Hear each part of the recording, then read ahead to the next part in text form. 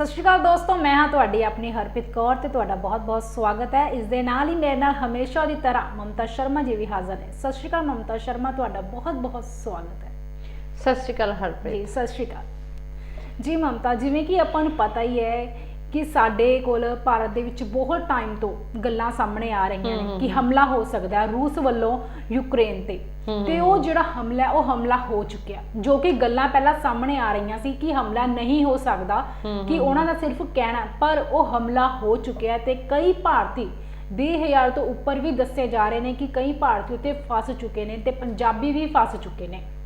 Actually देखो जी हमले की गल है ना, हमले के जोड़े अपने को इनफॉर्मेशन है बहुत समय तो आ रही सीगियां, बट मतलब देखो ख्याल यही सीगा कि शायद किते ना किते जड़ियां हैगियां, क्योंकि देखो दुनिया बहुत वड्डी, दुनिया में बहुत सारे देश ने जिन्हां चों कुछ देश रूस के हक च होणगे, कुछ यूक्रेन के हक च होणगे और कुछ देश सांझे इन्हां दोवां देशों के हक विच होणगे। ਤਾਂ ਕਿਆਸ ਇਹ ਲਗਾਏ ਜਾ ਰਹੇ ਸੀਗੇ ਕਿ ਸ਼ਾਇਦ ਵੀ ਜਿਹੜੇ ਦੇਸ਼ ਇਹਨਾਂ ਦੋਵਾਂ ਕੰਟਰੀਜ਼ ਦੇ ਵਿੱਚ ਮੀਡੀਓਕਰਸ ਨੇ ਵੀ ਉਹ ਦੇਸ਼ ਸ਼ਾਇਦ ਕਿਤੇ ਨਾ ਕਿਤੇ ਇਸ ਲੜਾਈ ਨੂੰ ਰੋਕਣ ਦੀ ਕੋਸ਼ਿਸ਼ ਕਰਨ, ਕਿਉਂਕਿ ਦੇਖੋ ਆਪਾਂ ਉਹ ਸਮਾਂ ਨਹੀਂ ਭੁੱਲਦੇ ਹੈਗੇ ਆ ਜਦੋਂ ਵਿਸ਼ਵ ਯੁੱਧ ਹੋਇਆ ਸੀਗਾ, ਜਦੋਂ ਹਿਰੋਸ਼ੀਮਾ ਨਾਗਾਸਾਕੀ ਦੇ ਉੱਪਰ ਜਿਹੜਾ ਹੈਗਾ ਇਹਨਾਂ ਨੇ ਬੰਬ ਸੱਟੇ ਸੀਗੇ, ਠੀਕ ਹੈ, ਐਟੋਮਿਕ ਬੌਂਬਸ ਜਿਹੜੇ ਹੈਗੇ ਸੱਟੇ ਗਏ ਸੀਗੇ, ਔਰ ਉਹ ਐਟੋਮਿਕ ਬੌਂਬਸ ਦਾ ਜਿਹੜਾ ਸਾਈਡ ਇਫੈਕਟ ਸੀਗਾ ਉਹ ਹੁਣ ਤੱਕ ਜਿਹੜਾ ਹੈਗਾ ਉੱਥੇ ਉਸ ਸ਼ਹਿਰਾਂ ਦੇ ਉੱਪਰ ਜਿਹੜਾ ਹੈਗਾ ਦੇਖਣ ਨੂੰ ਮਿਲਦਾ ਹੈਗਾ, ਔਰ ਹਜੇ ਤੱਕ ਉਸ ਐਟੋਮਿਕ ਬੌਂਬਸ ਨੇ ਮਤਲਬ ਇੰਨੀ ਕੁ ਤਬਾਹੀ ਮਚਾਈ ਹੋਈ ਹੈ ਉੱਥੇ ਕਿ ਇੰਨੇ ਸਾਲ ਹੋ ਚੁੱਕੇ ਆ, ਪਰ ਜਿਹੜੇ ਇਹ ਦੋ ਸ਼ਹਿਰ ਨੇ ਹਿਰੋਸ਼ੀਮਾ ਤੇ ਨਾਗਾਸਾਕੀ, ਇਹ ਸ਼ਹਿਰ ਜਿਹੜੇ ਹੈਗੇ ਇਸ ਉਹਦੇ ਵਿੱਚੋਂ ਮਤਲਬ ਪਰੇਸ਼ਾਨੀ ਚੋਂ, ਇਸ ਪ੍ਰਭਾਵ ਤੋਂ, ਇਹਨਾਂ ਐਟੋਮਿਕ ਬੰਬਾਂ ਦੇ ਪ੍ਰਭਾਵ ਤੋਂ ਜਿਹੜਾ ਹੈਗਾ ਬਾਹਰ ਨਹੀਂ ਆ ਸਕੇ। ਔਰ ਤੁਸੀਂ ਇਹ ਸੋਚੋ ਕਿ ਜਿਹੜਾ ਇਹ ਵਿਸ਼ਵ ਯੁੱਧ ਹੋਇਆ ਸੀਗਾ, ਠੀਕ ਹੈ, ਇਹ ਵਿਸ਼ਵ ਯੁੱਧ ਕਿੰਨੇ ਸਾਲ ਪਹਿਲਾਂ ਹੋਇਆ ਸੀਗਾ। ਜੇ ਇੰਨੇ ਸਾਲ ਪਹਿਲਾਂ ਦਾ ਹੋਇਆ ਜਿਹੜਾ ਵਿਸ਼ਵ ਯੁੱਧ ਹੈਗਾ, ਉਸ ਵੇਲੇ ਜਿਹੜਾ ਹੈਗਾ ਵੀ ਐਟੋਮਿਕ ਬੰਬਾਂ ਦਾ ਜਿਹੜਾ ਇਸਤੇਮਾਲ ਹੋਇਆ ਸੀਗਾ, ਔਰ ਉਹ ਐਟੋਮਿਕ ਬੰਬ ਹਾਲੇ ਤੱਕ ਲੋਕਾਂ ਦੇ ਅੰਦਰ ਜਿਹੜਾ ਹੈਗਾ ਸਰੀਰਾਂ ਵਿੱਚ ਤਰ੍ਹਾਂ ਤਰ੍ਹਾਂ ਦੀ ਬਿਮਾਰੀਆਂ ਜਿਹੜੀਆਂ ਹੈਗੀਆਂ ਪਨਪ ਰਹੀਆਂ ਹੈਗੀਆਂ। ਹਜੇ ਤੱਕ ਇਹਨਾਂ ਦੋ ਸ਼ਹਿਰਾਂ ਦੇ ਜਿਹੜੇ ਐਟੋਮਿਕ ਬੰਬ ਦੇ ਜਿਹੜੇ ਇਹ ਦੋ ਸ਼ਹਿਰ ਸ਼ਿਕਾਰ ਸੀਗੇ, ਉਹ ਸ਼ਹਿਰ ਦੇ ਲੋਕੀ ਹਜੇ ਤੱਕ ਜਿਹੜਾ ਹੈਗਾ ਵੀ ਇਸ ਪ੍ਰਭਾਵ ਤੋਂ ਬਾਹਰ ਨਹੀਂ ਆ ਪਏ। ਨਾ ਕੋਈ ਉੱਥੇ ਦੀ ਜ਼ਮੀਨ ਉਪਜਾਊ ਹੋ ਪਾ ਰਹੀ ਹੈ, ਔਰ ਨਾ ਉੱਥੇ ਦੇ ਲੋਕ ਜਿਹੜੇ ਹੈਗੇ ਹਜੇ ਤੱਕ ਇੱਕ ਸਾਰਥਕ ਜ਼ਿੰਦਗੀ ਜੀ ਪਾ ਰਹੇ, ਕਿਉਂਕਿ ਇਸ ਐਟੋਮਿਕ ਬੰਬ ਨੇ ਇੰਨਾ ਕੁ ਪੋਲਿਊਸ਼ਨ ਉੱਥੇ ਦੀ ਜ਼ਮੀਨਾਂ ਦੇ ਅੰਦਰ ਤੱਕ ਮਤਲਬ ਅਸਰ ਕਰ ਦਿੱਤਾ ਕਿ ਇੰਨੇ ਸਾਲ ਹੋਣ ਦੇ ਬਾਵਜੂਦ ਵੀ ਉੱਥੇ ਦੀ ਜਨਸੰਖਿਆ, ਉੱਥੇ ਦੀ ਜ਼ਮੀਨ, ਉੱਥੇ ਦਾ ਮਤਲਬ ਕਹਿ ਲਓ ਪੂਰਾ ਐਟਮੋਸਫੇਅਰ ਹਜੇ ਤੱਕ ਇਹਨਾਂ ਐਟੋਮਿਕ ਬੰਬਾਂ ਦੇ ਪ੍ਰਭਾਵ 'ਤੇ ਹੈ। ਤੇ ਜੇ ਅਸੀਂ ਕਹਿੰਦੇ ਹਾਂ ਕਿ ਜਿੱਦਾਂ ਕਿ ਹੁਣ ਆਪਣੇ ਕੋਲ ਅੱਜ ਖਬਰ ਆਈ ਹੈਗੀ ਹੈ ਕਿ ਰੂਸ ਨੇ ਯੂਕਰੇਨ 'ਤੇ ਹਮਲਾ ਕਰ ਦਿੱਤਾ, ਰੂਸ ਜਿਹੜਾ ਹੈਗਾ ਯੂਕਰੇਨ ਨੂੰ ਪੂਰੀ ਤਰ੍ਹਾਂ ਨਾਲ ਤਬਾਹ ਕਰਨ ਦੇ ਕਗਾਰ 'ਤੇ ਜਿਹੜਾ ਹੈਗਾ ਮਤਲਬ ਸ਼ੁਰੂ ਹੋ ਚੁੱਕਾ ਹੈਗਾ। ਉਹਨੂੰ ਨਾ ਤਾਂ ਰੂਸ ਨੂੰ ਇਸ ਚੀਜ਼ ਦੀ ਕੋਈ ਫਿਕਰ ਹੋ ਰਹੀ ਹੈਗੀ ਕਿ ਯੂਕਰੇਨ ਵਿੱਚ ਵੀ ਯੂਕਰੇਨ ਦੇ ਜਿਹੜੇ ਨਾਗਰਿਕ ਹੈਗੇ ਨੇ ਉਹ ਨਾਗਰਿਕ ਵਸਦੇ ਹੈਗੇ, ਉੱਥੇ ਬੱਚੇ ਨੇ, ਉੱਥੇ ਮਾਤਾਵਾਂ ਨੇ, ਭੈਣਾਂ ਨੇ, ਕਿਉਂਕਿ ਦੇਖੋ ਇੱਕ ਸਿੰਪਲ ਜੀ ਗੱਲ ਹੁੰਦੀ ਹੈਗੀ ਕਿ ਜੇ ਕਿਸੇ ਚੀਜ਼ ਦਾ ਸੋਲਿਊਸ਼ਨ ਜਿਹੜਾ ਹੈਗਾ ਆਪਸ ਵਿੱਚ ਕੋਈ ਦੋ ਦੇਸ਼ ਬਹਿ ਕੇ ਜੇ ਉਹਨਾਂ ਦੋ ਦੇਸ਼ਾਂ ਦੀ ਨਹੀਂ ਆਪਸ ਵਿੱਚ ਕੋਈ ਨਹੀਂ ਸੁਲ੍ਹਾ ਹੋ ਪਾ ਰਹੀ ਹੈਗੀ, ਤੁਸੀਂ ਚਾਰ ਦੇਸ਼ ਹੋਰ ਬਿਠਾ ਲਓ ਕਿ ਜਿਹੜੇ ਬਹਿ ਕੇ ਇਹਨਾਂ ਦੀ ਸੁਲ੍ਹਾ ਕਰਾ ਪਾਣ। ਪਰ ਸ਼ਾਇਦ ਕਹਿੰਦੇ ਨਾ ਵੀ ਮਤਲਬ ਦਿਮਾਗ ਜਿਹੜਾ ਹੈਗਾ ਰੂਸ ਦਾ ਕਿਤੇ ਨਾ ਕਿਤੇ ਜਿਹੜਾ ਹੈਗਾ ਵੀ ਸ਼ਾਇਦ ਲੜਾਈ ਵਾਸਤੇ ਉਤਾਰੂ ਸੀਗਾ, ਵੀ ਸ਼ਾਇਦ ਰੂਸ ਨੂੰ ਸਮਝਾਇਆ ਦਾ ਜਾਂ ਰੂਸ ਦੇ ਮਾਈਂਡ ਵਿੱਚ ਇਸ ਵਰਲਡ ਵਾਰ ਜਿਹੜੀ ਕਿ ਪਹਿਲਾਂ ਹੋ ਚੁੱਕੀ ਹੈਗੀ, ਜਿਹਦੇ ਵਿੱਚ ਕਿ ਜਾਪਾਨ ਦੀਆਂ ਦੋ ਕੰਟਰੀਜ਼ ਬੁਰੀ ਤਰ੍ਹਾਂ ਨਾਲ ਜਿਹੜੀਆਂ ਨਸ਼ਟ ਭ੍ਰਸ਼ਟ ਹੋ ਚੁੱਕੀਆਂ ਸੀ, ਔਰ ਹੁਣ ਤੱਕ ਉਹ ਜਿਹੜੀਆਂ ਹੈਗੀਆਂ ਉੱਠ ਨਹੀਂ ਸਕੀਆਂ ਹੈਗੀਆਂ। ਸ਼ਾਇਦ ਰੂਸ ਨੇ ਉਹਨਾਂ ਚੀਜ਼ਾਂ ਦੇ ਸਾਈਡ ਇਫੈਕਟਸ ਨੂੰ ਮਾਈਂਡ ਵਿੱਚ ਨਹੀਂ ਲਿਆਂਦਾ ਇਹ ਯੁੱਧ ਸ਼ੁਰੂ ਕਰਨ ਤੋਂ ਪਹਿਲਾਂ। ਔਰ ਜੇ ਅਸੀਂ ਗੱਲ ਕਰੀਏ ਕਿ ਹੁਣ ਜਿਹੜੇ ਸਾਡੇ ਕੋਲ ਕਿਆਸ ਆ ਰਹੇ ਹੈਗੇ, ਸਾਡੇ ਕੋਲ ਕਿਆਸ ਇਹ ਲੱਗ ਰਹੇ ਹੈਗੇ ਕਿ ਜਿਹੜਾ ਇਹ ਹੁਣ ਦੁਬਾਰਾ ਯੁੱਧ ਹੋਇਆ ਰੂਸ ਤੇ ਯੂਕਰੇਨ ਦੇ ਵਿੱਚ, ਇਹਨੂੰ ਸ਼ਾਇਦ ਥਰਡ ਵਰਲਡ ਵਾਰ ਦੇ ਰੂਪ ਵਿੱਚ ਕਾਊਂਟ ਕੀਤਾ ਜਾ ਰਿਹਾ। ਤੁਸੀਂ ਇਹ ਸੋਚੋ ਕਿ ਜੇ ਅੱਜ ਤੋਂ ਇੰਨੇ ਸਾਲ ਪਹਿਲਾਂ ਹੋਈ ਲੜਾਈ ਨੇ ਹਾਲੇ ਤੱਕ ਜਾਪਾਨ ਦੇ ਇਹਨਾਂ ਦੋਨਾਂ ਸ਼ਹਿਰਾਂ ਨੂੰ ਨਹੀਂ ਉੱਠਣ ਦਿੱਤਾ, ਤੇ ਹੁਣ ਅੱਜ ਦੇ ਸਮੇਂ ਵਿੱਚ ਪੂਰੇ ਵਰਲਡ ਵਿੱਚ, ਪੂਰੀ ਦੁਨੀਆ ਵਿੱਚ ਹਰ ਦੇਸ਼ ਜਿਹੜਾ ਹੈਗਾ ਆਪਣੇ ਆਪ ਨੂੰ ਮਤਲਬ ਹਥਿਆਰੀ ਰੂਪ ਵਿੱਚ ਪੂਰਾ ਵਿਕਸਿਤ ਕਰਨ ਦੀ ਕੋਸ਼ਿਸ਼ ਕਰਦਾ ਹੈਗਾ, ਚਾਹੇ ਉਹ ਜ਼ਮੀਨੀ ਹਥਿਆਰ ਹੋਣ, ਚਾਹੇ ਉਹ ਅਸਮਾਨੀ ਹਥਿਆਰ ਹੋਣ, ਚਾਹੇ ਉਹ ਤੋਪਾਂ ਬਾਰੂਦ ਕਿਸੇ ਤਰ੍ਹਾਂ ਦੇ ਹਥਿਆਰ ਹੋਣ ਵੀ ਉਹਨਾਂ ਨੂੰ ਆਪਣੇ ਮਤਲਬ ਹਰ ਦੇਸ਼ ਜਿਹੜਾ ਹੈਗਾ ਪੂਰੀ ਤਰ੍ਹਾਂ ਨਾਲ ਮਤਲਬ ਆਪਣੇ ਆਪ ਨੂੰ ਮਤਲਬ ਇਸ ਰੂਪ ਵਿੱਚ ਕਿ ਹਾਂ ਵੀ ਕੱਲ ਨੂੰ ਜੇ ਕਦੀ ਉਹਨਾਂ ਨੂੰ ਲੜਾਈ ਕਰਨੀ ਪੈ ਜੇ ਤਾਂ ਪੂਰੇ ਪ੍ਰਫੁੱਲਿਤ ਹੋਣੇ ਚਾਹੀਦੇ ਕਿ ਉਹਨਾਂ ਕੋਲ ਹਥਿਆਰਾਂ ਦੀ ਕੋਈ ਕਮੀ ਨਾ ਹੋਵੇ। ਤੇ ਹੁਣ ਜੇ ਆਪਾਂ ਸੋਚਦੇ ਹਾਂ ਕਿ ਥਰਡ ਵਰਲਡ ਵਾਰ ਜੇ ਸ਼ੁਰੂ ਹੋ ਜਾਊਗੀ ਤਾਂ ਤੁਸੀਂ ਸੋਚੋ ਦੁਨੀਆ ਦਾ ਕੀ ਹਾਲ ਹੋਗਾ, ਕਿਉਂਕਿ ਅੱਜ ਦੇ ਸਮੇਂ 'ਚ ਇੰਨੇ ਮਾਡਰਨ ਹਥਿਆਰ ਹੋਣ ਦੇ ਕਰਕੇ ਜੇ ਕੁਝ ਦੇਸ਼ ਯੂਕਰੇਨ ਵੱਲ ਡਿਵਾਈਡ ਹੋ ਜਾਂਦੇ ਹੈ, ਕੁਝ ਦੇਸ਼ ਰੂਸ ਵੱਲ ਡਿਵਾਈਡ ਹੋ ਜਾਂਦੇ ਹੈਗੇ ਔਰ ਮਤਲਬ ਇਹ ਡਿਵੀਜ਼ਨ ਜਿਹੜੀ ਹੈਗੀ ਥਰਡ ਵਰਲਡ ਵਾਰ ਨੂੰ ਕ੍ਰੀਏਟ ਕਰੂਗੀ ਤਾਂ ਕਿੰਨੇ ਕੁ ਆਧੁਨਿਕ ਹਥਿਆਰ ਜਿਹੜੇ ਹੈਗੇ ਆ, ਐਡਵਾਂਸ ਟੈਕਨੋਲੋਜੀਜ਼ ਜਿਹੜੀਆਂ ਹੈਗੀਆਂ ਲੜਾਈ ਵਿੱਚ ਯੂਟਿਲਾਈਜ਼ ਹੋਣਗੀਆਂ ਔਰ ਉਹਦੇ ਨਾਲ ਦੇਖੋ ਕਿੰਨਾ ਕੁ ਦੁਨੀਆ ਦਾ ਨੁਕਸਾਨ ਹੋਊਗਾ ਆਮ ਜਨਤਾ ਔਰ ਕਹਿ ਲਓ ਖੇਤੀਬਾੜੀ ਪੂਰੇ ਪ੍ਰਾਕ੍ਰਿਤਿਕ ਸਾਧਨ ਹਰ ਚੀਜ਼ ਜਿਹੜੀ ਹੈਗੀ ਜੇ ਆਧੁਨਿਕ ਹਥਿਆਰਾਂ ਦਾ ਯੂਜ਼ ਕੀਤਾ ਜਾਊਗਾ ਤਾਂ ਕਿਤੇ ਨਾ ਕਿਤੇ ਜਿਹੜਾ ਹੈਗਾ ਵਾ ਪੂਰਾ ਵਰਲਡ ਇਸ ਚੀਜ਼ ਤੋਂ ਪ੍ਰਭਾਵਿਤ ਹੋਊਗਾ। ਸੋ ਵੈਸੇ ਤਾਂ ਬੇਸਿਕਲੀ ਦੇਖੋ ਹੱਲੇ ਵੀ ਕਿਉਂਕਿ ਦੇਖੋ ਅੱਜ ਲੜਾਈ ਦਾ ਫਸਟ ਡੇ ਹੈ, ਠੀਕ ਹੈ, ਫਸਟ ਡੇ ਹੈਗਾ ਤਾਂ ਜੇ ਹੱਲੇ ਵੀ ਕੁਝ ਕੰਟਰੀਜ਼ ਜਾਂ ਵਰਲਡ ਵਿੱਚ ਜਿਹੜੇ ਵੀ ਕਹਿ ਲਓ ਜਿਹੜੇ ਦੇਸ਼ਾਂ ਦਾ ਪ੍ਰਭਾਵ ਹੈਗਾ ਪੂਰੇ ਵਰਲਡ ਵਾਈਡ ਤੇ ਇਹਨਾਂ ਕੰਟਰੀਜ਼ ਦੇ ਉੱਪਰ ਉਹਨਾਂ ਦੇਸ਼ਾਂ ਨੂੰ ਰਲ ਕੇ ਜਿਹੜਾ ਹੈਗਾ ਇਹਨਾਂ ਕੰਟਰੀਜ਼ ਨੂੰ ਸਮਝਾਉਣਾ ਚਾਹੀਦਾ ਹੈਗਾ ਕਿ ਇਸ ਲੜਾਈ ਨੂੰ ਹੁਣ ਵੀ ਸ਼ਾਂਤ ਕਰ ਦਿਓ, ਹੁਣ ਵੀ ਜਿਹੜਾ ਹੈਗਾ ਬਹਿ ਕੇ ਜਿਹੜਾ ਹੈਗਾ ਇਸ ਚੀਜ਼ ਦਾ ਸੋਲੂਸ਼ਨ ਕੀਤਾ ਜਾਵੇ ਕਿਉਂਕਿ ਜੇ ਥਰਡ ਵਰਲਡ ਵਾਰ ਸ਼ੁਰੂ ਹੋ ਜਾਂਦੀ ਹੈ ਤਾਂ ਥਰਡ ਵਰਲਡ ਵਾਰ ਇਸ ਵਾਰ ਸ਼ਾਇਦ ਦੁਨੀਆ ਦਾ ਅੰਤ ਹੋ ਕੇ ਹੀ ਖਤਮ ਹੋਊਗੀ ਕਿਉਂਕਿ ਇੰਨੇ ਆਧੁਨਿਕ ਹਥਿਆਰਾਂ ਦੇ ਨਾਲ ਇੱਕ ਦੂਜੇ ਤੇ ਜਦੋਂ ਹਮਲੇ ਕੀਤੇ ਜਾਣਗੇ ਤਾਂ ਜਦੋਂ ਕਿਸੇ ਨੂੰ ਲੁਕਣ ਦੀ ਕੋਈ ਥਾਂ ਹੀ ਨਹੀਂ ਮਿਲੂਗੀ ਕਿਉਂਕਿ ਦੋਵੇਂ ਪਾਸੋਂ ਦੋਨਾਂ ਦੇਸ਼ਾਂ ਵੱਲੋਂ ਕੀ ਕਹਿ ਲਓ ਆਪਾਂ ਜਦੋਂ ਵਰਲਡ ਵਾਈਡ ਵਿੱਚ ਕੰਟਰੀਜ਼ ਹੀ ਡਿਵਾਈਡ ਹੋ ਜਾਣਗੀਆਂ ਤਾਂ ਉਹ ਕੰਟਰੀਜ਼ ਜਦੋਂ ਜੁੱਟ ਬਣ ਜਾਣਗੇ ਇੱਕ ਪਾਸੇ ਕੁਝ ਕੰਟਰੀਜ਼ ਇੱਕ ਪਾਸੇ ਉਹ ਇੱਕ ਦੂਜੇ ਤੇ ਜਦੋਂ ਹਮਲਾ ਕਰੂਗਾ ਤਾਂ ਹਰ ਦੇਸ਼ ਜਿਹੜਾ ਹੈਗਾ ਇਸ ਚੀਜ਼ ਦੇ ਘੇਰੇ ਵਿੱਚ ਆ ਜਾਊਗਾ। ਹਰ ਦੇਸ਼ ਦਾ ਨਿਵਾਸੀ ਜਿਹੜਾ ਹੈਗਾ ਮਤਲਬ ਉਹ ਇਸ ਚੀਜ਼ ਤੋਂ ਪ੍ਰਭਾਵਿਤ ਹੋਊਗਾ, ਪੂਰੀ ਹਰ ਚੀਜ਼ ਪ੍ਰਭਾਵਿਤ ਹੋਊਗੀ, ਵਨਸਪਤੀ ਪ੍ਰਭਾਵਿਤ ਹੋਊਗੀ, ਪਹਾੜ ਹੋਣਗੇ, ਆਪਣਾ ਖਾਣ ਪਾਨ ਪ੍ਰਭਾਵਿਤ ਹੋ ਮਤਲਬ ਫੁੱਲ ਔਨ ਜ਼ਿੰਦਗੀਆਂ ਪ੍ਰਭਾਵਿਤ ਹੋ ਜਾਣਗੀਆਂ। ਤਾਂ ਸੋਚੋ ਆਉਣ ਵਾਲਾ ਫਿਊਚਰ ਕੀ ਹੋਊਗਾ, ਮਤਲਬ ਦੁਨੀਆ ਇੱਕ ਤਰ੍ਹਾਂ ਨਾਲ ਖਤਮ ਹੋ ਜਾਊਗੀ। ਬਿਲਕੁਲ ਮਮਤਾ, ਜਿਸ ਤਰ੍ਹਾਂ ਰੂਸ ਤੇ ਯੂਕਰੇਨ ਦੀ ਜੰਗ ਹੋ ਰਹੀ ਹੈ ਇਹ ਜੰਗ ਦੇ ਵਿੱਚ ਪਾਰਟੀ ਆਪਣਾ ਵੀ ਹਿੱਸਾ ਲੈਂਦੀ ਨਜ਼ਰ ਆ ਰਹੀ ਹੈ, ਜਿਵੇਂ ਕਿ ਹੁਣ ਕਾਂਗਰਸ ਪਾਰਟੀ ਬੀਜੇਪੀ ਤੇ ਨਿਸ਼ਾਨੇ ਸਾਧਦੀ ਨਜ਼ਰ ਆ ਰਹੀ ਹੈ। ਜਿਵੇਂ ਕਿ ਕਾਂਗਰਸ ਪਾਰਟੀ ਇਹ ਗੱਲ ਕਹਿ ਰਹੀ ਹੈ ਕਿ ਬੀਜੇਪੀ ਹਮੇਸ਼ਾ ਪਾਸਾ ਵੱਟ ਲੈਂਦੀ ਹੈ ਜਦੋਂ ਵੀ ਕਿਤੇ ਵੀ ਉਹਨਾਂ ਨੂੰ ਲੋੜ ਹੁੰਦੀ ਹੈ ਗੱਲ ਕਰਨ ਦੀ ਜਾਂ ਮੁੱਦਿਆਂ ਦੇ ਉੱਤੇ ਉਹਨਾਂ ਦੀ ਹੈਲਪ ਕਰਨ ਦੀ ਤਾਂ ਉਹ ਪਾਸਾ ਵੱਟ ਲੈਂਦੀ ਹੈ। ਜਿਵੇਂ ਕਿ ਉਹ ਇੱਕ ਗੱਲ ਕਰ ਰਹੇ ਨੇ ਕਿ ਰੂਸ ਤੇ ਯੂਕਰੇਨ ਦੇ ਵਿੱਚ ਜੋ ਜੰਗ ਹੋਈ ਹੈ ਉੱਥੇ ਜੋ ਭਾਰਤੀ ਫਸੇ ਹੋਏ ਨੇ, ਫੌਜੀ ਫਸੇ ਹੋਏ ਨੇ, ਬਹੁਤ ਲੋਕ ਫਸੇ ਹੋਏ ਨੇ ਜਿਨ੍ਹਾਂ ਦੀਆਂ ਮੌਤਾਂ ਵੀ ਹੋ ਰਹੀਆਂ ਨੇ। ਇਹ ਵੀ ਦੱਸਿਆ ਜਾ ਰਿਹਾ ਹੈ ਕਿ ਹਮਲੇ ਦੇ ਵਿੱਚ ਇੱਕ ਫੌਜੀ ਦੀ ਮੌਤ ਵੀ ਹੋ ਚੁੱਕੀ ਹੈ ਤੇ 6 ਬੰਦੇ ਜ਼ਖਮੀ ਵੀ ਦੱਸੇ ਜਾ ਰਹੇ ਨੇ। ਕਾਂਗਰਸ ਨੇ ਇਹ ਨਿਸ਼ਾਨਾ ਸਾਧਿਆ ਉਹਨਾਂ ਦੇ ਉੱਪਰ ਬੀਜੇਪੀ ਤੇ ਕਿ ਉਹ ਪਾਸਾ ਵੱਟ ਲੈਂਦੇ ਨੇ, ਉਹ ਕੰਮ ਉਸ ਵਕਤ ਨਹੀਂ ਗੱਲ ਕਰਦੇ ਜਦੋਂ ਉਹਨਾਂ ਨੂੰ ਉੱਥੇ ਉਹਨਾਂ ਦੀ ਲੋੜ ਹੁੰਦੀ ਹੈ। ਐਕਚੁਅਲੀ ਕਾਂਗਰਸ ਨੇ ਬਿਆਨ ਤਾਂ ਦਿੱਤਾ ਹੈਗਾ ਕਿਉਂਕਿ ਦੇਖੋ ਮੋਦੀ ਸਾਹਿਬ ਨੇ ਕਿਹਾ ਹੈਗਾ ਕਿ ਜਿਹੜੇ ਵੀ ਆਪਣੇ ਨਾਗਰਿਕ ਜਿੱਥੇ ਵੀ ਹੈਗੇ ਆ ਉਹ ਉੱਥੇ ਆਪਣੇ ਆਪ ਨੂੰ ਸੁਰੱਖਿਅਤ ਰੱਖਣ, ਉੱਥੇ ਹੀ ਰਹਿਣ। ਚਲੋ ਇਹ ਬਿਆਨ ਮੋਦੀ ਸਾਹਿਬ ਨੇ ਪਤਾ ਨਹੀਂ ਕੀ ਸੋਚ ਕੇ ਦਿੱਤਾ ਹੈਗਾ ਬਟ ਕਾਂਗਰਸ ਦਾ ਇਹ ਬਿਆਨ ਬਿਲਕੁਲ ਠੀਕ ਹੈਗਾ ਕਿ ਮੋਦੀ ਸਾਹਿਬ ਨੇ ਜਿਹੜਾ ਹੈਗਾ ਕਿ ਲੋੜ ਪੈਣ ਤੇ ਸਾਈਡ ਵਰਤ ਲੈਣ ਕਿਉਂਕਿ ਜਦੋਂ ਸਾਨੂੰ ਬਹੁਤ ਦੇਰ ਦਾ ਪਤਾ ਸੀਗਾ ਕਿ ਰੂਸ ਤੇ ਯੂਕਰੇਨ ਵਿੱਚ ਜਿਹੜੀ ਹੈਗੀ ਹੈ ਲੜਾਈ ਛਿੜਨ ਵਾਲੀ ਹੈਗੀ ਹੈ ਤਾਂ ਉਸ ਵੇਲੇ ਉਹ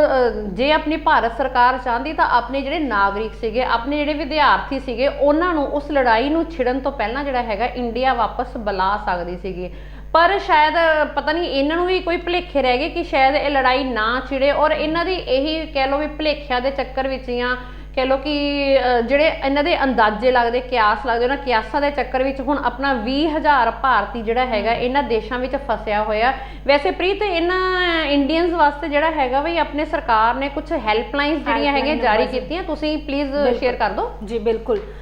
ਹੈਲਪਲਾਈਨ ਨੰਬਰ ਹੈ ਜਿਹੜਾ ਪਹਿਲਾ ਨੰਬਰ ਇਹ ਹੈ 380997300483 ਔਰ ਸੈਕੰਡ ਇਹ ਹੈਗਾ 380997300428 और थर्ड नंबर पे है 380933980327। ਨੰਬਰ ਤਾਂ ਹੋਰ ਵੀ 2-3 ਜਾਰੀ ਕੀਤੇ ਪਰ ਚਲੋ ਅਸੀਂ ਜਿਹੜੇ ਇਹ ਨੰਬਰ ਮਤਲਬ ਰਿਲੀਜ਼ ਕਰ ਰਹੇ ਹੈਗੇ ਆ ਪਲੀਜ਼ ਜੇ ਕਿਸੇ ਦੇ ਵੀ ਕੋਈ ਜਾਣਕਾਰ ਜਿਹੜੇ ਹੈਗੇ ਇਹਨਾਂ ਕੰਟਰੀਜ਼ ਵਿੱਚ ਕਿਤੇ ਵੀ ਮਤਲਬ ਫਸੇ ਹੋਏ ਤਾਂ ਤੁਸੀਂ ਪਲੀਜ਼ ਇਹ ਨੰਬਰ ਸਰਕੂਲੇਟ ਕਰੋ ਤਾਂ ਕਿ ਜਿਹੜਾ ਹੈਗਾ ਉਹ ਆਪਣੀ ਭਾਰਤ ਸਰਕਾਰ ਤੋਂ ਆਪਣੀ ਮਿਨਿਸਟਰੀ ਤੋਂ ਹੈਲਪ ਲੈ ਸਕਣ ਔਰ ਉਹਨਾਂ ਨੂੰ ਕੋਈ ਵੀ ਪਰੇਸ਼ਾਨੀ ਹੁੰਦੀ ਹੈ ਤਾਂ ਉਹਨਾਂ ਦੀ ਹੈਲਪ ਲੈ ਕੇ ਉੱਥੋਂ ਦੀ ਆਪਣੇ ਆਪ ਨੂੰ ਐਗਜ਼ਿਟ ਕਰਵਾ ਪਾਣ ਜਾਂ ਉਹਨਾਂ ਨੂੰ ਕਿਸੇ ਵੀ ਚੀਜ਼ ਦੀ ਕੋਈ ਵੀ ਨੀਡ ਹੁੰਦੀ ਹੈਗੀ ਤੇ ਇਹਨਾਂ ਨੰਬਰਾਂ ਤੇ ਜਿਹੜਾ ਹੈਗਾ ਸੰਪਰਕ ਜਾਰੀ ਕਰਕੇ ਆਪਣੀਆਂ ਉਹ ਜ਼ਰੂਰਤਾਂ ਪੂਰੀਆਂ ਕੀਤੀਆਂ ਜਾ ਸਕਦੀਆਂ। ਬਿਲਕੁਲ ਤੇ ਮਮਤਾ ਇਸ ਦੇ ਨਾਲ ਹੀ ਆਪਾਂ ਅਗਲੀ ਗੱਲ ਕਰਦੇ ਹਾਂ ਕਿ ਹਰ ਇਨਸਾਨ ਕਾਂਗਰਸ ਦਾ ਹੈ, ਭਾਵੇਂ ਆਪ ਦਾ ਹੈ, ਹਰ ਇਨਸਾਨ, ਹਰ ਵਿਧਾਇਕ ਟਵੀਟ ਕਰਦਾ ਨਜ਼ਰ ਆ ਰਿਹਾ, ਨਰਿੰਦਰ ਮੋਦੀ ਨੂੰ ਕਹਿੰਦਾ ਨਜ਼ਰ ਆ ਰਿਹਾ ਕਿ ਤੁਸੀਂ ਯੂਕਰੇਨ ਦਾ ਖਿਆਲ ਰੱਖੋ, ਉੱਥੇ ਗੱਲਾਂ ਬਾਤਾਂ ਕਰੋ, ਉੱਥੇ ਭਾਰਤੀਆਂ ਨੂੰ ਬਚਾਓ, ਪੰਜਾਬੀਆਂ ਨੂੰ ਬਚਾਓ। ਹਾਂਜੀ, ਬੇਸਿਕਲੀ ਵਰਲਡ ਵਾਈਡ ਜਿਹੜਾ ਹੈਗਾ ਮੋਦੀ ਸਾਹਿਬ ਨੇ ਆਪਣੀ ਬਹੁਤ ਪਛਾਣ ਬਣਾਈ ਹੋਈ ਹੈ। ਤੇ ਹੁਣ ਵੈਸੇ ਤਾਂ ਯੂਕਰੇਨ ਵੀ ਜਿਹੜਾ ਹੈਗਾ ਮੋਦੀ ਸਾਹਿਬ ਨੂੰ ਇਹੀ ਕਹਿ ਰਿਹਾ ਕਿ ਤੁਸੀਂ ਜਿਹੜਾ ਹੈਗਾ ਤੁਹਾਡਾ ਵਰਲਡ ਵਿੱਚ, ਤੁਹਾਡਾ ਦੁਨੀਆ ਵਿੱਚ ਬਹੁਤ ਪ੍ਰਭਾਵ ਹੈ, ਤਾਂ ਤੁਸੀਂ ਰੂਸ ਦੇ ਨਾਲ ਜਿਹੜਾ ਗੱਲ ਕਰੋ, ਬਿਲਕੁਲ ਵੀ ਹਾਂ ਵੀ ਇਸ ਲੜਾਈ ਨੂੰ ਕਿਸੇ ਨਿਰਣਾਇਕ ਮੋੜ ਤੇ ਜਿਹੜਾ ਹੈਗਾ ਲਿਆ ਕੇ ਰੋਕਿਆ ਜਾ ਸਕੇ। ਉਹਦੇ ਨਾਲ ਨਾਲ ਯੂਕਰੇਨ ਨੇ ਇਹ ਵੀ ਬਿਆਨ ਦਿੱਤਾ ਹੈਗਾ ਕਿ ਅਸੀਂ ਜਿਹੜਾ ਹੈਗਾ ਇਹ ਲੜਾਈ ਜਿੱਤਾਂਗੇ, ਅਸੀਂ ਇਸ ਲੜਾਈ ਤੋਂ ਪਿੱਛੇ ਨਹੀਂ ਹਟਾਂਗੇ। ਹੁਣ ਸਾਨੂੰ ਨਹੀਂ ਪਤਾ ਇਹਨਾਂ ਬਿਆਨਬਾਜ਼ੀਆਂ ਦੇ ਮਤਲਬ ਕੀ ਗੋਲਮਾਲ ਅਰਥ ਹੈਗੇ, ਕੀ ਨਹੀਂ ਹੈਗਾ, ਕਿਉਂਕਿ ਨਾ ਤਾਂ ਉਧਰੋਂ ਰੂਸ ਪਿੱਛੇ ਹਟਣ ਨੂੰ ਤਿਆਰ ਹੈ, ਨਾ ਯੂਕਰੇਨ ਪਿੱਛੇ ਹਟਣ ਨੂੰ ਤਿਆਰ ਹੈਗਾ। ਕਿਉਂਕਿ ਦੇਖੋ, ਜੇ ਰੂਸ ਪਿੱਛੇ ਹਟਦਾ ਤਾਂ ਰੂਸ ਨੂੰ ਲੱਗਦਾ ਕਿ ਰੂਸ ਦੀ ਕਹਿੰਦੇ ਵੀ ਇੱਕ ਤਰ੍ਹਾਂ ਨਾਲ ਇਨਸਲਟ ਹੋ ਜਾਊਗੀ, ਜੇ ਯੂਕਰੇਨ ਪਿੱਛੇ ਹਟਦਾ ਤਾਂ ਯੂਕਰੇਨ ਨੂੰ ਲੱਗਦਾ ਹੈਗਾ ਕਿ ਮਤਲਬ ਯੂਕਰੇਨ ਦਾ ਸਿਰ ਨੀਵਾ ਹੋ ਜਾਏਗਾ। ਹੁਣ ਇਹ ਨਾ ਹੋਵੇ ਆਪਣੇ ਸਿਰ ਨੀਵੇਂ ਉੱਚੇ ਦੇ ਚੱਕਰ ਵਿੱਚ, ਆਪਣੀ ਘਮੰਡ, ਆਪਣੇ ਅਹਿਮ ਦੇ ਚੱਕਰ ਵਿੱਚ ਇਹ ਦੋਨੋਂ ਦੇਸ਼ ਜਿਹੜੇ ਹੈਗੇ ਆਪਣੇ ਦੇਸ਼ ਦੇ ਨਿਵਾਸੀਆਂ ਦਾ, ਆਪਣੀ ਜਨਤਾ ਦਾ ਖਿਆਲ ਕੀਤੇ ਬਿਨਾਂ ਸਿਰਫ ਆਪਣੀਆਂ ਜਿੱਦਬਾਜ਼ੀਆਂ ਵਿੱਚ ਜਿਹੜਾ ਹੈਗਾ ਆਪਣੇ ਦੇਸ਼ ਦੇ ਨਾਗਰਿਕਾਂ ਦਾ ਜਿਹੜਾ ਹੈਗਾ ਬਲੀਦਾਨ ਦੇਣ, ਇਹ ਮਾੜੀ ਗੱਲ ਹੈ। ਸੋ ਮਤਲਬ ਅਸੀਂ ਦੇਖੋ ਬਾਰ-ਬਾਰ ਇਹੀ ਕਹਿ ਰਹੇ ਹਾਂ ਕਿ ਹਰ ਯਾਤਰੀ ਜਿਹੜਾ ਹੈਗਾ, ਜਿਹੜੇ ਵੀ ਆਪਣੇ ਭਾਰਤੀ ਕੀ ਯਾਰ ਹੋਰ ਵੀ ਜਿਹੜੇ ਦੇਸ਼ਾਂ ਦੇ ਜਿਹੜੇ ਹੈਗੇ, ਹੋਰ ਵੀ ਜਿਹੜੇ ਦੇਸ਼ਾਂ ਦੇ ਨਾਗਰਿਕ ਜਿਹੜੇ ਆ ਉੱਥੇ ਫਸੇ ਹੋਏ ਹੈਗੇ, ਸਾਰੇ ਜਿਹੜੇ ਹੈਗੇ ਸੇਫ ਸਟੇ ਰਹਿਣ, ਠੀਕ ਹੈ ਨਾ, ਮਤਲਬ ਉਹਨਾਂ ਦੀ ਜਿਹੜੀ ਹੈਗੀ ਹੈ ਹੈਲਦੀ ਰਹਿਣ ਦੀ ਔਰ ਉਹਨਾਂ ਦੇ ਬਚੇ ਰਹਿਣ ਦੀ, ਜਿਹਨੂੰ ਕਹਿੰਦੇ ਹੈਗੇ ਕਿ ਬਿਲਕੁਲ ਇਸ ਦੇ ਨਾਲ ਸੇਫਟੀ ਦੀ ਅਸੀਂ ਸ਼ੁਭ ਕਾਮਨਾਵਾਂ ਜਿਹੜੀਆਂ ਕਰਦੇ ਹਾਂ। ਜੀ, ਸੁਖਬੀਰ ਬਾਦਲ ਨੇ ਵੀ ਵਿਦੇਸ਼ ਮੰਤਰੀ ਨੂੰ ਯੂਕਰੇਨ 'ਚ ਫਸੇ ਸੈਂਕੜੋ ਪੰਜਾਬੀ ਤੇ ਨੌਜਵਾਨ ਨੂੰ ਕੱਢਣ ਲਈ ਹੰਗਾਮੀ ਕਦਮ ਚੱਕਣ ਦੀ ਵੀ ਗੱਲ ਕਹੀ ਗਈ ਹੈ ਔਰ ਬੇਨਤੀ ਵੀ ਕੀਤੀ ਗਈ ਹੈ ਉਹਨਾਂ ਵੱਲੋਂ। ਹਾਂਜੀ, ਦੇਖੋ ਹੁਣ ਸਰਕਾਰਾਂ ਕੀ ਕਰਦੀਆਂ ਹੈਗੀਆਂ ਫਿਲਹਾਲ ਤਾਂ ਦੇਖੋ, ਮੈਂ ਹੁਣ ਜਿੱਦਾਂ ਗੱਲ ਕਰਕੇ ਹਟੀ ਹਾਂ ਕਿ ਮੋਦੀ ਸਾਹਿਬ ਦੇ ਨਾਲ ਜਿਹੜਾ ਹੈਗਾ ਵੀ ਗੱਲ ਕੀਤੀ ਜਾ ਰਹੀ ਹੈਗੀ ਕਿ ਮੋਦੀ ਸਾਹਿਬ ਦਾ ਵਰਲਡ ਵਾਈਡ ਬਹੁਤ ਪ੍ਰਭਾਵ ਹੈਗਾ, ਤਾਂ ਮੋਦੀ ਸਾਹਿਬ ਜਿਹੜਾ ਹੈਗਾ ਵੀ ਰੂਸ ਦੇ ਨਾਲ ਗੱਲ ਕਰਨ, ਰੂਸ ਦੇ ਰਾਸ਼ਟਰਪਤੀ ਪੁਤਿਨ ਜੀ ਨਾਲ ਗੱਲ ਕਰਨ, ਵੀ ਉਹ ਕਿਸੇ ਤਰ੍ਹਾਂ ਨਾਲ ਜਿਹੜਾ ਹੈਗਾ ਇਸ ਲੜਾਈ ਝਗੜੇ ਨੂੰ, ਇਸ ਮੈਟਰ ਨੂੰ ਸੋਲਵ ਕਰਨ, ਤਾਂ ਕਿ ਕਿਸੇ ਵੀ ਕੰਟਰੀ ਦੇ ਕਿਸੇ ਵੀ ਨਾਗਰਿਕ ਨੂੰ ਜਿਹੜਾ ਹੈਗਾ ਹਾਰਮ ਨਾ ਹੋਵੇ ਔਰ ਕਿਤੇ ਗੱਲ ਇੱਥੇ ਤੱਕ ਨਾ ਵੱਧ ਜਾਏ ਕਿ ਜਿੱਦਾਂ ਪਹਿਲਾਂ ਹਿਰੋਸ਼ੀਮਾ ਨਾਗਾਸਾਕੀ ਵੇਲੇ ਜਿਹੜਾ ਹੈਗਾ ਐਟੋਮਿਕ ਬੰਬਾਂ ਦਾ ਯੂਜ਼ ਹੋਇਆ ਸੀਗਾ, ਵੀ ਕਿਤੇ ਹੁਣ ਵੀ ਜਿਹੜਾ ਹੈਗਾ ਜਿੱਦਬਾਜ਼ੀਆਂ ਵਿੱਚ ਦੋਨੋਂ ਦੇਸ਼ ਇੱਕ ਦੂਜੇ ਤੇ ਐਟੋਮਿਕਸ ਦੇ ਨਾਲ ਵਾਰ ਕਰਨ, ਔਰ ਜੇ ਐਟੋਮਿਕਸ ਦੇ ਨਾਲ ਵਾਰ ਹੋਏ ਤਾਂ ਬਹੁਤ ਭਾਰੀ ਨੁਕਸਾਨ ਹੋਏਗਾ, ਜਿਹਦਾ ਪੀੜ੍ਹੀਆਂ ਦੀ ਪੀੜ੍ਹੀਆਂ ਜਿਹੜੀਆਂ ਹੈਗੀਆਂ ਉਸ ਨੁਕਸਾਨ ਚੋਂ ਬਾਹਰ ਨਹੀਂ ਨਿਕਲ ਪਾਉਂਦੀਆਂ ਹੈਗੀਆਂ। ਬਿਲਕੁਲ ਮਮਤਾ, ਹੁਣ ਆਪਾਂ ਗੱਲ ਕਰਦੇ ਹਾਂ ਪੰਜਾਬ ਦੀ। ਹਾਂਜੀ, ਪੰਜਾਬ ਦੇ ਵਿੱਚ ਸਾਡੀ ਪੰਜਾਬੀ ਇੰਡਸਟਰੀ ਦੇ ਮਸ਼ਹੂਰ ਅਦਾਕਾਰ ਅਤੇ ਕਿਸਾਨੀ ਅੰਦੋਲਨ ਦੇ ਵਿੱਚ ਆਪਣੀ ਅਹਿਮ ਭੂਮਿਕਾ ਨਿਭਾਉਣ ਵਾਲੇ ਦੀਪ ਸਿੱਧੂ ਦੀ, ਜਿਨ੍ਹਾਂ ਦਾ ਕਿ ਅੱਜ ਫਤਿਹਗੜ੍ਹ ਸਾਹਿਬ ਦੇ ਵਿੱਚ ਅੰਤਿਮ ਅਰਦਾਸ ਕੀਤੀ। ਹਾਂਜੀ, ਤੇ ਉਹਨਾਂ ਦੀ ਅੰਤਿਮ ਅਰਦਾਸ ਵੇਲੇ ਮਤਲਬ ਕਿਉਂਕਿ ਫਤਿਹਗੜ੍ਹ ਸਾਹਿਬ ਇਸ ਲਈ ਕੀਤੀ ਕਿ ਕਿਉਂਕਿ ਬਹੁਤ ਸਾਰਾ ਇਕੱਠ ਹੋਣਾ ਸੀਗਾ ਉੱਥੇ ਦੇ ਟੋਡਰ ਮਹਲ ਹਾਲ ਵਿੱਚ ਜਿਹੜਾ ਹੈਗਾ ਇਹ ਅਰਦਾਸ ਰੱਖੀ ਗਈ ਸੀਗੀ, ਕਿਉਂਕਿ ਦੀਪ ਸਿੱਧੂ ਜੀ ਦੇ ਬਹੁਤ ਕਹਿੰਦੇ ਫਾਲੋਅਰ ਸੀਗੇ, ਬਹੁਤ ਜਿਹੜੇ ਹੈਗੇ ਕਿ ਉਹਨਾਂ ਦੇ ਨਾਲ ਪਿਆਰ ਕਰਦੇ ਸੀ, ਪੂਰਾ ਪੰਜਾਬ ਦੀਪ ਸਿੱਧੂ ਜੀ ਨੂੰ ਬਹੁਤ ਪਿਆਰ ਕਰਦਾ ਸੀਗਾ। ਤਾਂ ਕਿਉਂਕਿ ਪਰਿਵਾਰ ਨੂੰ ਜਿਹੜਾ ਸੀਗਾ ਕਿ ਉਹਨਾਂ ਦੇ ਜਿਹੜੀ ਅੰਤਿਮ ਅਰਦਾਸ ਸੀਗੀ ਕਿ ਉਹਦੇ ਵਿੱਚੋਂ ਪੰਜਾਬ ਵਿੱਚੋਂ ਅਲੱਗ-ਅਲੱਗ ਕੋਨਿਆਂ ਤੋਂ ਅਲੱਗ-ਅਲੱਗ ਜਿਹੜੇ ਹੈਗੇ ਆ ਉਹਨਾਂ ਦੇ ਚਾਹਣ ਵਾਲੇ ਜਿਹੜੇ ਹੈਗੇ ਉਸ ਅਰਦਾਸ ਵਿੱਚ ਭਾਗ ਲੈਣਗੇ। ਔਰ ਪ੍ਰੀਤ ਸੀਰੀਅਸਲੀ ਇਸ ਚੀਜ਼ ਦੇਖਣ ਨੂੰ ਮਿਲੀ ਹੈਗੀ, ਆਪਾਂ ਨੂੰ ਸੋਸ਼ਲ ਮੀਡੀਆ ਤੋਂ ਚੀਜ਼ਾਂ ਸਾਹਮਣੇ ਵੀ ਆਈਆਂ ਹੈਗੀ ਕਿ ਦੀਪ ਸਿੱਧੂ ਜੀ ਦੇ ਚਾਹਣ ਵਾਲੇ ਜਿਹੜੇ ਸੀਗੇ ਉਹਨਾਂ ਨੂੰ ਜਦੋਂ ਉਹਨਾਂ ਦੇ ਅੰਤਿਮ ਅਰਦਾਸ ਵਿੱਚ ਭਾਗ ਲੈਣ ਲਈ ਹਿੱਸਾ ਨਹੀਂ ਮਿਲ ਪਾ ਰਿਹਾ ਸੀ ਕਿਉਂਕਿ ਇੰਨਾ ਰਸ਼ ਸੀ, ਤੇ ਉਹਨਾਂ ਨੇ ਜਿਹੜੀਆਂ ਦੀਵਾਰਾਂ ਟੱਪ ਕੇ ਜਿਹੜਾ ਹੈਗਾ ਅੰਦਰ ਐਂਟਰ ਹੋਣ ਵਾਸਤੇ ਉਹਨਾਂ ਨੇ ਖਿੜਕੀਆਂ ਦੇ ਵਿੱਚੋਂ ਵੀ ਜਾਂਦੇ ਹੋਏ ਨਜ਼ਰ ਆਏ। ਹਾਂਜੀ, ਉਹਨਾਂ ਨੇ ਬਹੁਤ ਐਫਰਟ ਕੀਤੇ ਹੈਗੇ ਔਰ ਇਹਦੇ ਨਾਲ ਆਪਣੇ ਕੋਲ ਜਿਹੜੀ ਹੋਰ ਵੀ ਮਤਲਬ ਇਨਫੋਰਮੇਸ਼ਨ ਆਈ ਹੈਗੀ ਕਿ ਇਸ ਅੰਤਿਮ ਅਰਦਾਸ ਦੇ ਮੌਕੇ ਤੇ ਦੀਪ ਸਿੱਧੂ ਜੀ ਦੀ ਮਾਤਾ, ਉਹਨਾਂ ਦੀ ਬੇਟੀ ਤੇ ਉਹਨਾਂ ਦੀ ਪਤਨੀ ਨੂੰ ਜਿਹੜਾ ਹੈਗਾ ਸਨਮਾਨਿਤ ਕੀਤਾ ਗਿਆ ਔਰ ਸਭ ਵੱਲੋਂ ਇਹੀ ਅਰਦਾਸ ਕੀਤੀ ਗਈ ਹੈਗੀ ਕਿ ਦੀਪ ਸਿੱਧੂ ਜੀ ਨੂੰ ਆਪਣੇ ਵਾਹਿਗੁਰੂ ਜਿਹੜਾ ਹੈਗਾ ਆਪਣੇ ਚਰਨਾਂ ਵਿੱਚ ਰੱਖਣ ਔਰ ਉਹਨਾਂ ਦੇ ਪਰਿਵਾਰ ਨੂੰ ਔਰ ਉਹਨਾਂ ਦੇ ਪਿੰਡ ਵਾਸੀਆਂ ਨੂੰ, ਰਿਸ਼ਤੇਦਾਰਾਂ ਨੂੰ ਜਿਹੜਾ ਹੈਗਾ ਇਹ ਦੁੱਖ ਸਹਿਣ ਦੀ ਜਿਹੜੀ ਹੈਗੀ ਹੈ ਸ਼ਕਤੀ ਦੇਵੇ। ਔਰ ਨਾਲ ਦੇ ਨਾਲ ਜਿਹੜਾ ਆਪਣਾ ਪੰਜਾਬੀ ਭਾਈਚਾਰਾ ਹੈਗਾ, ਜਿਹੜੇ ਆਪਣੇ ਪੰਜਾਬੀ ਭਾਈਚਾਰੇ ਨੂੰ ਲੱਗਦਾ ਸੀਗਾ ਕਿ ਦੀਪ ਜੀ ਜਿਹੜੇ ਹੈਗੇ ਆ ਉਹ ਪੰਜਾਬ ਵਾਸਤੇ ਕੁਛ ਨਾ ਕੁਛ ਵਧੀਆ ਕਰਨਗੇ, ਉਹ ਵੀ ਸਭ ਕਿਉਂਕਿ ਹਜੇ ਤੱਕ ਬਹੁਤ ਸਦਮੇ 'ਚ ਨੇ ਔਰ ਡੇਲੀ ਜਿਹੜਾ ਹੈਗਾ ਉਹਨਾਂ ਦੇ ਮਤਲਬ ਕਹਿ ਲਓ ਕਿ ਆਪਾਂ ਨੂੰ ਕੁਛ ਨਾ ਕੁਛ ਦੇਖਣ ਨੂੰ ਮਿਲਦਾ ਹੈਗਾ ਸੋਸ਼ਲ ਮੀਡੀਆ ਤੇ ਕਿ ਆਪਣਾ ਪੰਜਾਬ ਇੰਨੇ ਕੁ ਸਦਮੇ 'ਚ ਆਇਆ ਹੋਏਗਾ ਕਿ ਇਸ ਸਦਮੇ 'ਚੋਂ ਬਾਹਰ ਨਿਕਲਣ ਵਾਸਤੇ ਕਾਫੀ ਸਮਾਂ ਲੱਗ ਜਾਏਗਾ, ਜਿੱਥੇ ਤੱਕ ਮੈਨੂੰ ਮਤਲਬ ਪ੍ਰੀਤ ਆਸ-ਪਾਸ ਦਾ ਮਾਹੌਲ ਦੇਖ ਕੇ ਲੱਗ ਰਿਹਾ ਹੈਗਾ, ਕਿਉਂਕਿ ਬਹੁਤ ਘਰਾਂ ਵਿੱਚ ਜਿਹੜੇ ਹੈਗੇ ਹੰਝੂ ਹਲੇ ਤੱਕ ਵਗਦੇ ਆ ਰਹੇ। ਮਤਲਬ ਦੀਪ ਨੂੰ ਇੰਨਾ ਕੁ, ਜਿਹੜਾ ਦੀਪ ਸਿੱਧੂ ਜੀ ਨੂੰ ਇੰਨਾ ਕੁ ਪਿਆਰ ਕੀਤਾ ਜਾਂਦਾ ਸੀਗਾ ਕਿ ਉਹਨਾਂ ਦੇ ਵਿਛੋੜੇ ਜਿਹੜੇ ਹੈਗੇ ਉਹ ਚੱਲਣੇ ਬਹੁਤ ਔਖੇ ਹੋਏ ਪਏ ਆ। ਬਿਲਕੁਲ, ਜਿਵੇਂ ਕਿ ਸਭ ਨੂੰ ਪਤਾ ਹੀ ਹੈ ਕਿ ਉਹ ਇੱਕ ਭਿਆਨਕ ਹਾਦਸੇ ਦੇ ਵਿੱਚ ਉਹਨਾਂ ਦੀ ਇੱਕ ਮੌਤ ਹੋ ਚੁੱਕੀ ਸੀ, ਤੇ ਅੱਜ ਹਰ ਕਿਸੇ ਦੀਆਂ ਅੱਖਾਂ ਨਮ ਨੇ, ਹਰ ਕੋਈ ਉਸ ਅਰਦਾਸ ਦੇ ਵਿੱਚ ਪਹੁੰਚਿਆ ਹੋਇਆ, ਹਰ ਕੋਈ ਉੱਥੇ ਆਪਣੀ ਹਾਜ਼ਰੀ ਲਗਵਾ ਰਿਹਾ ਹੈ, ਭਾਵੇਂ ਉਹ ਪੰਜਾਬੀ ਹੈ, ਭਾਵੇਂ ਉਹ ਇੰਡੀਅਨ ਹੈ, ਚਾਹੇ ਉਹ ਮੁਸਲਮਾਨ ਹੈ, ਹਰ ਕੋਈ ਉੱਥੇ ਅੱਜ ਆਇਆ ਹੋਇਆ ਤੇ ਆਪਣੀ ਹਾਜ਼ਰੀ ਲਗਵਾ ਰਿਹਾ ਹੈ। ਹਾਂਜੀ, ਇਹਦੇ ਨਾਲ ਹੀ ਪ੍ਰੀਤ ਅੱਜ ਮਜੀਠੀਆ ਜੀ ਨੂੰ ਵੀ ਜਿਹੜਾ ਹੈਗਾ ਵਾ ਵੀ ਅਦਾਲਤ ਤੋਂ ਜਿਹੜਾ ਹੈਗਾ ਉਹਨਾਂ ਨੂੰ 8 ਮਾਰਚ ਤੱਕ ਜਿਹੜਾ ਹਿਰਾਸਤ ਵਿੱਚ ਭੇਜਣ ਦੀ ਖਬਰਾਂ ਵੀ ਆ ਰਹੀਆਂ ਹੈਗੀਆਂ ਕਿ ਮਜੀਠੀਆ ਜੀ ਨੂੰ ਜਿਹੜਾ ਹੈਗਾ 8 ਮਾਰਚ ਤੱਕ ਹਿਰਾਸਤ ਵਿੱਚ ਲਿੱਤਾ ਜਾਏਗਾ, ਕਿਉਂਕਿ ਦੇਖੋ ਇਹ ਇੱਕ ਕਾਨੂੰਨੀ ਉਹ ਹੁੰਦੀ ਹੈ, ਸਿਸਟਮ ਹੁੰਦਾ ਹੈ ਪੂਰਾ। ਪਹਿਲਾਂ ਉਹਨਾਂ ਨੂੰ ਬੇਲ ਵਾਸਤੇ ਜਿਹੜਾ ਹੈਗਾ ਕਾਨੂੰਨੀ ਸਿਸਟਮ ਦੇ ਰਾਹੀਂ ਜਿਹੜਾ ਹੈਗਾ ਆਪਣੀ ਉਹਨਾਂ ਨੇ ਅਪੀਲ ਪਾਈ, ਤਾਂ ਉਸ ਅਪੀਲ ਦੇ ਕਰਕੇ ਜਿਹੜਾ ਹੈਗਾ ਉਹਨਾਂ ਨੂੰ ਬੇਲ ਮਿਲ ਗਈ। ਔਰ ਸ਼ਾਇਦ ਹੁਣ ਫੇਰ ਕਹਿੰਦੇ ਕਿ ਉਹ ਕੇਸ ਦੀ ਪ੍ਰੋਸੈਸਿੰਗ ਜਿਹੜੀ ਹੈਗੀ ਅੱਗੇ ਫਰਦਰ ਹੋਣੀ ਸ਼ੁਰੂ ਹੋ ਗਈ, ਔਰ ਉਸ ਪ੍ਰੋਸੈਸਿੰਗ ਦੇ ਦੌਰਾਨ ਜਿਹੜੀਆਂ ਹੀਅਰਿੰਗਸ ਹੋਈਆਂ ਉਹਨਾਂ ਹੀਅਰਿੰਗਸ ਦਾ ਕਨਕਲੂਜਨ ਅੱਜ ਇਹ ਨਿਕਲਿਆ ਹੈਗਾ ਕਿ ਮਜੀਠੀਆ ਜੀ ਨੂੰ ਜਿਹੜਾ ਹੈਗਾ ਦੁਬਾਰਾ ਤੋਂ ਹਿਰਾਸਤ ਵਿੱਚ ਲੈ ਕੇ ਜੇਲ੍ਹ ਵਿੱਚ ਭੇਜ ਦਿੱਤਾ ਗਿਆ। ਹੁਣ ਦੇਖੋ 8 ਮਾਰਚ ਦਾ ਸਮਾਂ ਬਹੁਤ ਮਤਲਬ ਕਹਿ ਲਓ ਕਿ ਉਹਨਾਂ ਨੂੰ 8-10 ਦਿਨ ਜਿਹੜੇ ਜਿੰਨੇ ਵੀ ਹੈਗੇ ਆ ਵੀ ਉਹਨਾਂ ਨੂੰ ਜੇਲ੍ਹ ਵਿੱਚ ਰਹਿਣਾ ਪਏਗਾ, ਔਰ ਮੇ ਬੀ ਇਲੈਕਸ਼ਨਸ ਦੇ ਰਿਜ਼ਲਟ ਤੋਂ ਪਹਿਲਾਂ ਸ਼ਾਇਦ ਉਹਨਾਂ ਦੀ ਹੀਅਰਿੰਗ ਵਿੱਚ ਉਹਨਾਂ ਨੂੰ ਰਿਲੀਜ਼ਿੰਗ ਮਿਲ ਜਾਏ, ਕਿਉਂਕਿ ਹੁਣ ਉਹ ਹਿਰਾਸਤ 'ਚ ਵੀ ਆ ਚੁੱਕੇ ਨੇ ਤੇ 10 ਤਰੀਕ ਨੂੰ ਇਲੈਕਸ਼ਨ ਦਾ ਵੀ ਅਨਾਉਂਸ ਕੀਤਾ ਜਾਊਗਾ, ਤੇ ਆਉਣ ਵਾਲਾ ਸਮਾਂ ਦੱਸੇਗਾ ਕਿ ਨਵਜੋਤ ਸਿੱਧੂ ਜੀ ਜਿੱਤਦੇ ਨੇ ਜਾਂ ਫਿਰ ਮਜੀਠੀਆ ਜੀ ਜਿੱਤਦੇ ਨੇ। ਇਹ ਹੁਣ ਪੰਜਾਬ ਦੀ ਜਿਹੜੀ ਰਾਜਨੀਤੀ ਹੈਗੀ ਉਹ ਤਾਂ ਆਪਾਂ ਨੂੰ ਮਤਲਬ ਉਹਦੀ ਹੋਰ ਜਿਹੜੀਆਂ ਖਬਰਾਂ ਜਿਹੜੀ ਕਿ ਇਹ ਦੋਨਾਂ ਦੀ ਜੰਗ ਹੈ, ਜੰਗ ਦੇ ਵਿੱਚ ਵੇਖਾਂਗੇ ਕੌਣ ਬਾਜੀ ਮਾਰਦਾ। ਜੰਗ ਦੇ ਜਿਹੜੇ ਰਿਜ਼ਲਟਸ ਹੈਗੇ ਉਹ 10 ਤਰੀਕ ਨੂੰ ਅਨਾਉਂਸ ਹੋਣੇ ਹੈਗੇ, ਔਰ ਉਸ ਤੋਂ ਬਾਅਦ ਹੀ ਜਿਹੜਾ ਹੈਗਾ ਆਪਾਂ ਨੂੰ ਫੁੱਲ ਫਲੈਜ ਮਤਲਬ ਪਤਾ ਚੱਲੂਗਾ ਕਿ ਪਲੜਾ ਕਿਹੜੇ ਪਾਸੇ ਭਾਰੀ ਹੈਗਾ। ਕਿਉਂਕਿ ਦੇਖੋ ਸਿੱਧੂ ਸਾਹਿਬ ਨੂੰ ਤਾਂ ਹਰ ਕੋਈ ਇਹੀ ਕਹਿੰਦਾ ਵੀ ਇਹ ਬਹੁਤ ਹੰਕਾਰਿਆ ਹੋਇਆ ਇਨਸਾਨ ਹੈ, ਇਹਨੂੰ ਕਿਸੇ ਨਾਲ ਵੀ ਗੱਲ ਕਰਨ ਦੀ ਅਕਲ ਨਹੀਂ ਹੈਗੀ। ਕਿਉਂਕਿ ਆਪਾਂ ਦੇਖੋ ਜਦੋਂ ਵੀ ਸਿੱਧੂ ਸਾਹਿਬ ਦੇ ਸੋਸ਼ਲ ਮੀਡੀਆ ਤੇ ਆਪਾਂ ਖੁਦ ਵੀ ਜਦੋਂ ਉਹਨਾਂ ਨਾਲ ਰੂਬਰੂ ਹੁੰਦੇ ਜਾਂ ਆਪਾਂ ਉਹਨਾਂ ਦੇ ਸੋਸ਼ਲ ਮੀਡੀਆ ਤੇ ਉਹਨਾਂ ਦੇ ਵੀਡੀਓਜ਼ ਦੇਖਦੇ ਹੈਗੇ ਤਾਂ ਉਹ ਈਵਨ ਪੱਤਰਕਾਰ ਭਾਈਚਾਰੇ ਨਾਲ ਵੀ ਕਈ ਵਾਰ ਕਿੰਨਾ ਰੂਡ ਗੱਲ ਕਰ ਰਹੇ ਹੁੰਦੇ ਹੈਗੇ, ਮਤਲਬ ਕਿ ਉਹਨਾਂ ਦੀ ਹਰ ਗੱਲ ਵਿੱਚ ਜਿਹੜਾ ਹੈਗਾ ਤੰਜ ਹੁੰਦਾ ਹੈਗਾ ਵੀ ਉਹ ਕਿਸੇ ਵੀ ਇਨਸਾਨ ਨੂੰ ਇਨਸਾਨ ਨਹੀਂ ਸਮਝਦੇ। ਔਰ ਜੇ ਸਿੱਧੂ ਸਾਹਿਬ ਆਪਣੀ ਮਤਲਬ ਕਹਿ ਲਓ ਕਿ ਇਸੀ ਆਦਤ ਕਰਕੇ ਜਿਹੜਾ ਹੈਗਾ ਜੇ ਉਹ ਲਾਈਫ ਵਿੱਚ ਕਦੀ ਮਾਰੇ ਜਾਣਗੇ, ਇਨ ਦਾ ਸੈਂਸ ਕਿ ਉਹ ਕਦੀ ਵੀ ਹਾਰਨਗੇ, ਉਹ ਆਪਣੀ ਪੋਜੀਸ਼ਨ ਤੋਂ ਜਿਹੜਾ ਹੈਗਾ ਜਾਣਗੇ, ਤਾਂ ਉਹ ਆਪਣੀ ਇੰਨੀਆਂ ਆਦਤਾਂ ਕਰਕੇ ਜਿਹੜਾ ਹੈਗਾ ਵੀ ਉਹ ਆਪਣੀ ਸੀਟ ਤੋਂ ਪੰਜਾਬੀਆਂ ਦੇ ਦਿਲਾਂ 'ਚੋਂ ਤਾਂ ਹੀ ਉਤਰਨਗੇ, ਕਿਉਂਕਿ ਉਹਨਾਂ ਦਾ ਜਿਹੜਾ ਵਰਤਾਵ ਹੈਗਾ ਉਹ ਵਰਤਾਵ ਬਹੁਤ ਮਾੜਾ। ਬਿਲਕੁਲ, ਉਹਨਾਂ ਦੇ ਵਰਤਾਵ ਕਰਕੇ ਕਾਂਗਰਸ ਦੇ ਵਿੱਚੋਂ ਕਈ ਵਿਧਾਇਕ ਜਿਹੜੇ ਛੱਡ ਕੇ ਵੀ ਆ ਚੁੱਕੇ ਨੇ, ਉਹ ਛੱਡਣ ਤੋਂ ਬਾਅਦ ਉਹ ਅਕਾਲੀ ਦਲ ਦੇ ਵਿੱਚ ਜਾ ਕੇ ਸ਼ਾਮਿਲ ਹੋ ਰਹੇ ਨੇ। ਉਸ ਤੋਂ ਬਾਅਦ ਉਹਨਾਂ ਨੇ ਇਹ ਵੀ ਗੱਲਾਂ ਕਹੀਆਂ ਨੇ ਕਿ ਸਾਨੂੰ ਕਾਂਗਰਸ ਦੇ ਵਿੱਚ ਕੋਈ ਵੀ ਪ੍ਰੋਬਲਮ ਨਹੀਂ ਸੀ, ਸਿਰਫ ਔਰ ਸਿਰਫ ਨਵਜੋਤ ਸਿੱਧੂ ਕਰਕੇ ਹੀ ਅਸੀਂ ਕਾਂਗਰਸ ਛੱਡ ਕੇ ਅੱਜ ਅਕਾਲੀ ਦੇ ਵਿੱਚ ਸ਼ਾਮਿਲ ਹੋ ਰਹੇ ਹਾਂ। ਹਾਂਜੀ, ਉਹੀ ਗੱਲ ਹੈ ਨਾ, ਕਿਉਂਕਿ ਦੇਖੋ ਹੁਣ ਜਦੋਂ ਆਮ ਜਨਤਾ ਵਿੱਚ ਕੋਈ ਇਨਸਾਨ ਵਿਚਰਦਾ ਹੈ, ਉਹਦਾ ਦੇਖੋ ਸਾਡੇ ਵਾਸਤੇ ਬਹੁਤ ਅੱਛਾ ਪਲੇਅਰ ਸੀ ਨਵਜੋਤ ਸਿੱਧੂ, ਠੀਕ ਹੈ, ਬਹੁਤ ਵਧੀਆ ਉਹਨਾਂ ਨੇ ਆਪਣੇ ਦੇਸ਼ ਵਾਸਤੇ ਬਹੁਤ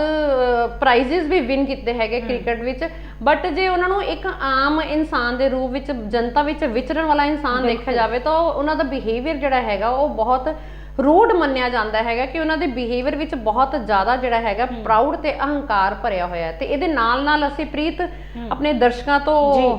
ਇਜਾਜ਼ਤ ਲਈ, ਆਪਣਾ ਸਮਾਂ ਹੋ ਰਿਹਾ ਜੀ। ਬਿਲਕੁਲ, ਕਿਉਂਕਿ ਅਗਲੀ ਵੀ ਫਿਰ ਸ਼ੋਅ ਆਪਣੇ ਤੋਂ ਟੈਲੀਕਾਸਟ ਹੋਣੇ ਨੇ। ਸੋ ਦੋਸਤੋ, ਤੁਹਾਨੂੰ ਸਾਡਾ ਅੱਜ ਦਾ ਵਿਸ਼ਾ ਕਿਸ ਤਰ੍ਹਾਂ ਦਾ ਲੱਗਿਆ, ਆਪਣੇ ਸੁਝਾਅ, ਆਪਣੀ ਐਡਵਾਈਸ ਦੇਣਾ ਨਾ ਭੁੱਲਿਆ ਕਰੋ। ਇਸ ਦੇ ਨਾਲ ਹੀ ਮੈਨੂੰ ਹਰਪ੍ਰੀਤ ਕੌਰ ਨੂੰ ਤੇ ਮਮਤਾ ਸ਼ਰਮਾ ਨੂੰ ਦੋ ਇਜਾਜ਼ਤ। ਰੱਬ ਰੱਖਾ।